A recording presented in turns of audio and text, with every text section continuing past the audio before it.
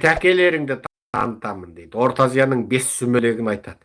Ауғанстандағы Американың әскери базасы Орта Азиядағы әсіре орысшыл, әсіре қытайшыл, жалтақ, сүмелек, қаншер, диктатор Орта Азияның 5 есегіне әкелеріңді танытам, дұрыс жүріңдер дейді. Бұл Бағлам әскери базасы Американың қолына қайта өтуі Орта Азияда қайтадан бір жылымық басталатындығының белгісі. Енді қайтадан Орта Азияның сүмелектері тілге еркіндік бере бастайды. Маймылдарға көбірек ақша босатады. Биліктің телеарнасында отырып алып, баяғыда қосанып, Айдос Сарым, Әміржан Қосан, Дос Көшім, Расул Жұмәлілер құсап, биліктің телеарнасында отырып алып, мына енді мына не болды, мына коррупция шегінен асты дейтін маймылдар көп пайда болады да, бірақ еш нақтылы мәселені шешпейді, бытыраның оғын атады. Бытыраның оғы деген, білесіз ғой, шашылып атылатын жаңағы. Енді маймылдар жаңа кеудесін ұрып, айғайлап шығып, мәселені көтеретін маймылдар көбейеді. Сөйтіп, бір жалған лаңғада, даңғаза, айғай-шу,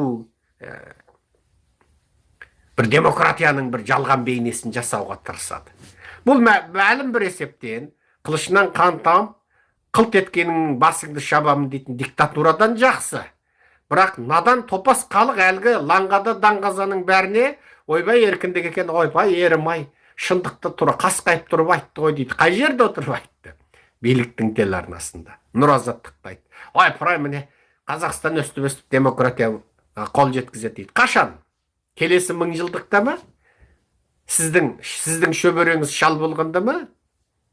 Мен жақсылықты қазақ халқына бүгін ертең тисе екен деп үміт етемін. Сен көрмеген жақсылық, сен тіріңде көрмеген жақсылықтың неменеге керегі бар? Сен көрмесең, міне, менің жасым міне 51-де. Сен қаншадасың? Жастарыңызды жазыңыздар.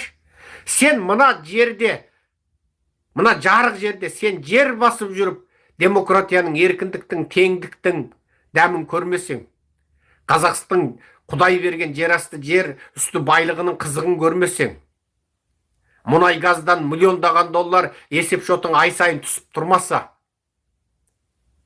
онда ол жақсылықтың 1000 жылдан кейін, 100 жылдан кейін бізге келгеннен не пайда?